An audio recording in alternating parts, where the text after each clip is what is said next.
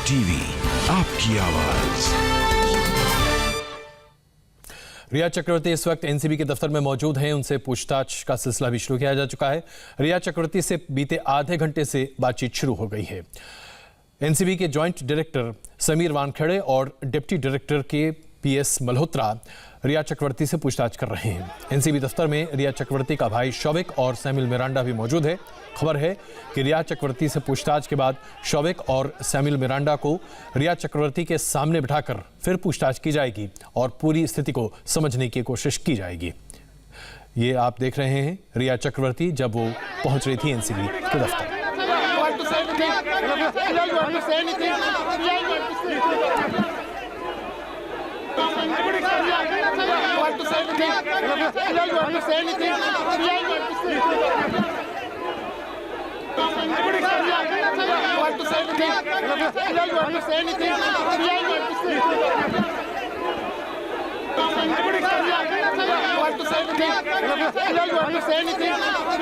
जयप्रकाश, दिनेश मौर्य और संदीप इस वक्त हमारे साथ मौजूद हैं।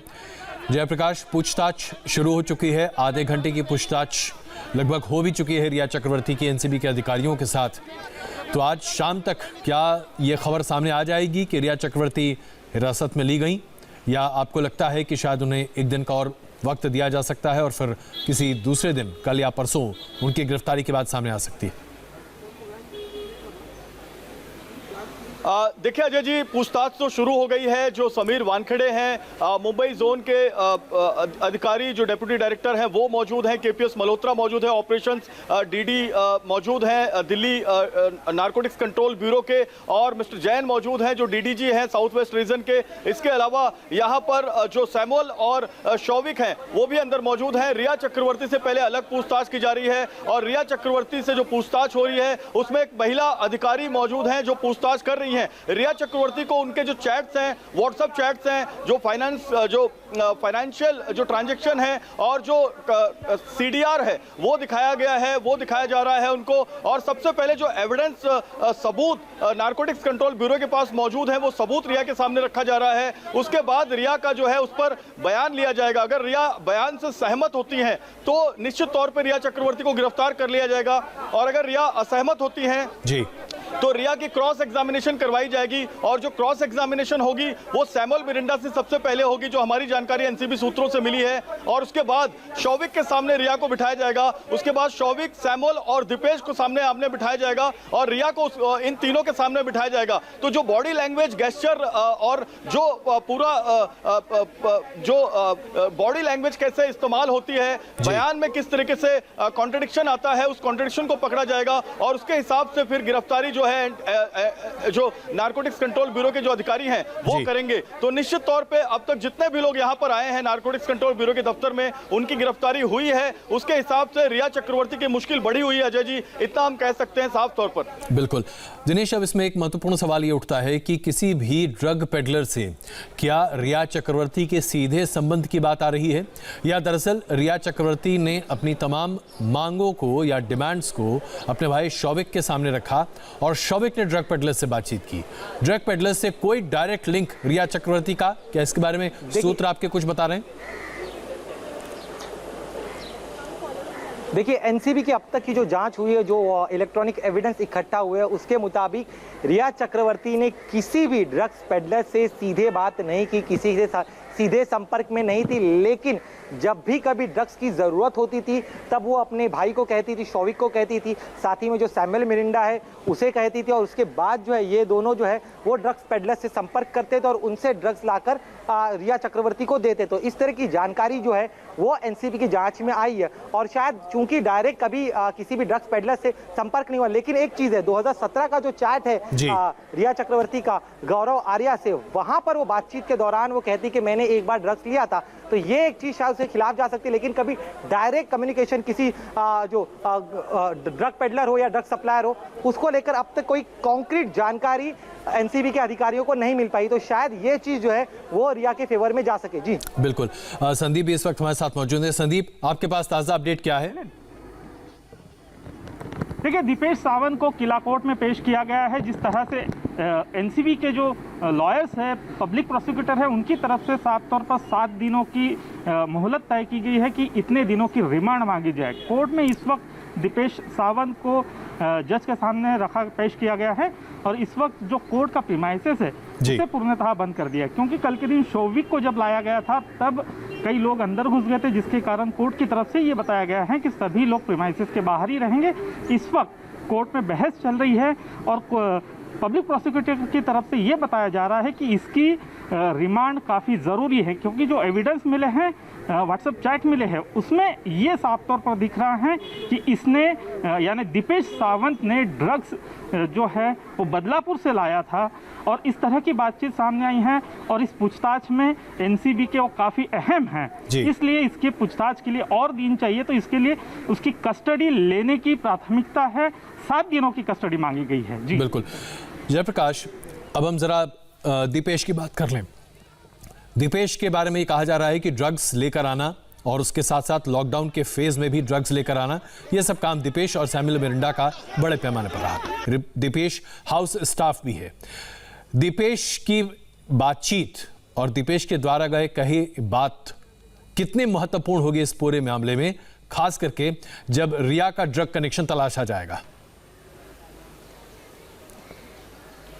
देखिए अजय जी, बहुत महत्वपूर्ण होगी दीपेश का जो बयान है। दीपेश के बयान की पूरी डिटेल जो है इंडिया टीवी के पास है, जिसमें दीपेश ने यह बताया है कि पहले वो एक बार सुशांत सिंह राजपूत के पास उनके ड्रीम 50 प्रोजेक्ट में जुड़ा हुआ था, लेकिन बाद में नवंबर के आसपास दीपेश ने अपनी नौकरी छोड़ी थी और उसके बाद सुशांत सिंह राजपूत के और रिया के कहने पर दोबारा वो जो है जनवरी में आ गया था। लेकिन सबसे अहम इसमें जो नारकोटिक्स कंट्रोल ब्यूरो की अगर हम बात करें तो रिया चक्रवर्ती और सुशांत सिंह जो दीपेश सावंत है उनके बीच का जो ड्रग चैट है, तो दीपेश अगर इकबालिया बयान अपना देता है कि वो ड्रग लाता था, रिया के कहने पे लाता था, बदलापुर जाता था, लॉकडाउन के समय में वो चेंबूर से बदलापुर कैसे गया और वहां से कैसे लाया, वहां पर ड्रग पैडलर कौन था बदलापुर में, क्योंकि जो बदलापुर और चेंबूर की दूरी है वो करीब 50 किलोमीटर के आसपास है। तो ये सबसे अहम सवाल उठता है कि इतनी क्या ड्रग की जरूरत थी कि लॉकडाउन में इनको ड्रग जो है चाहिए ही चाहिए, और किसे ड्रग दी जा रही थी, सुशांत के लिए ड्रग दी जा रही थी या रिया अपने लिए ये ड्रग मंगा रही थी,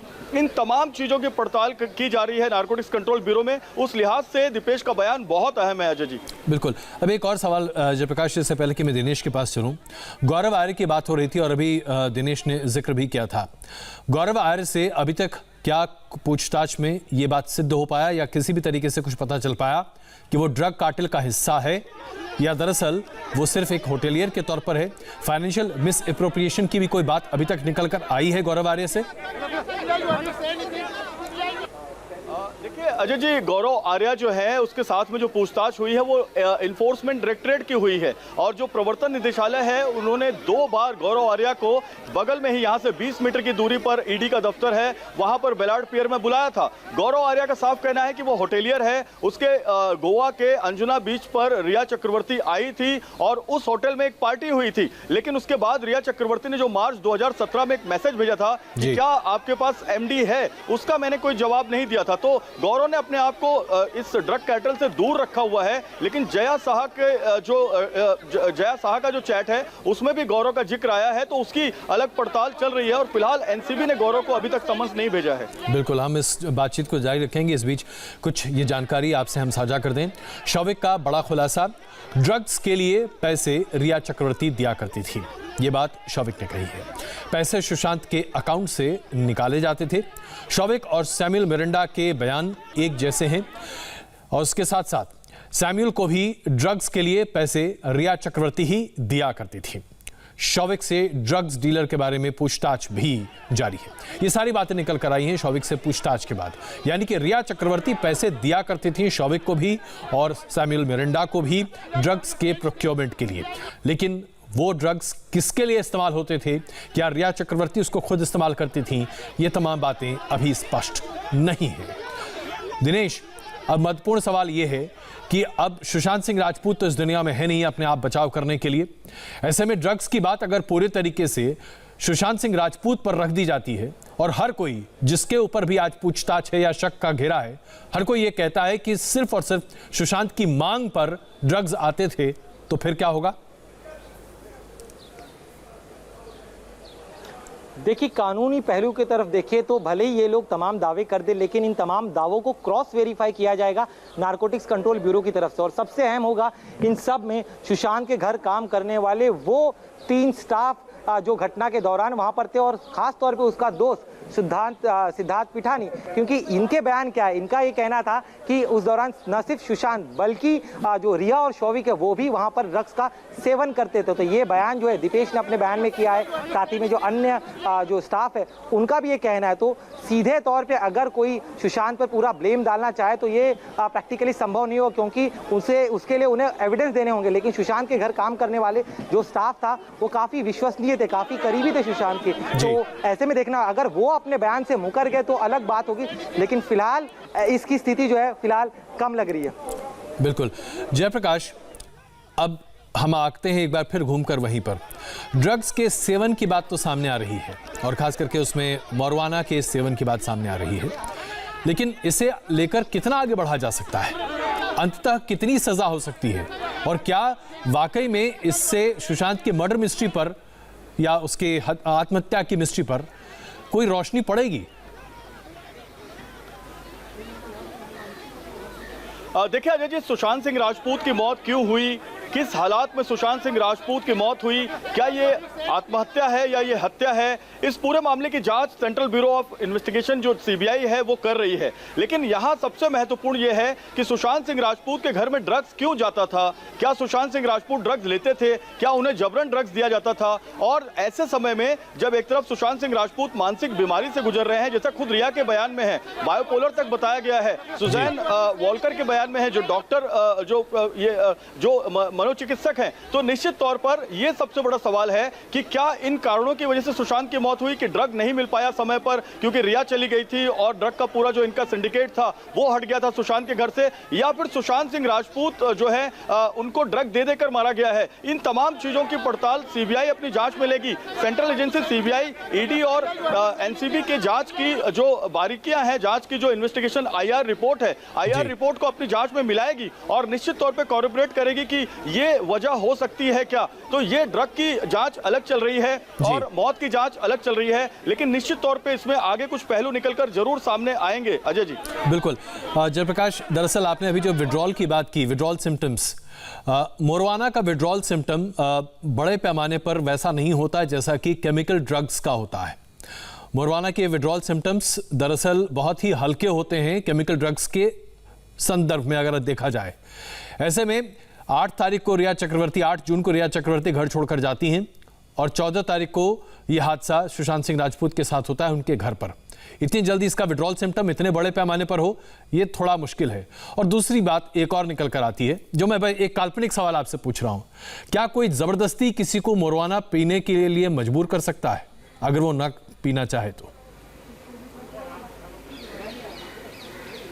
देखिए इसमें सीबीडी नाम का एक केमिकल होता है जो गांजा और गांजे का लिक्विड रूप होता है। अगर वो सीबीडी मैं किसी को केक में दे दूंगा या वो किसी और रूप में दे दूंगा तो वहां पर उसे शायद पता भी नहीं चल पाए कि वो ड्रग्स ले रहा है या वो नशा कर रहा है या वो मादक पदार्थ ले रहा है। ये एक असर हो सकता है। दूसरा, इसे डायरेक्ट कंज्यूम करते हैं, इसे या तो लाइन की तरह से खींचते हैं या तो जो बर्ड्स के रूप में लेते हैं, यानी सिगरेट के अंदर डाल के लेते हैं। तो ये तो निश्चित तौर पे आपने बहुत बड़ी बात बोली है कि कोई जबरन गांजा किसी को पिला नहीं सकता। गांजा पीने के लिए खुद का जो है खुद की जो तैयारी है वो होनी बहुत जरूरी है। लेकिन यहाँ पर गांजे के अलग अलग प्रकार हैं, गांजे के अलग अलग रूप हैं।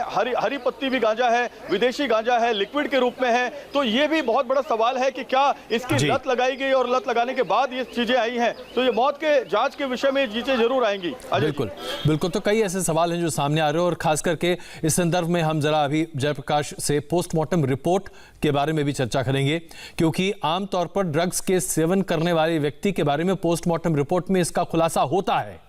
पोस्टमार्टम रिपोर्ट में क्या इसके बारे में कहीं कोई जिक्र है, इस पर भी चर्चा करेंगे। बन रही है हमारे साथ। एक छोटा सा ब्रेक लेते हैं, लेकिन ब्रेक से पहले ओ माय गॉड।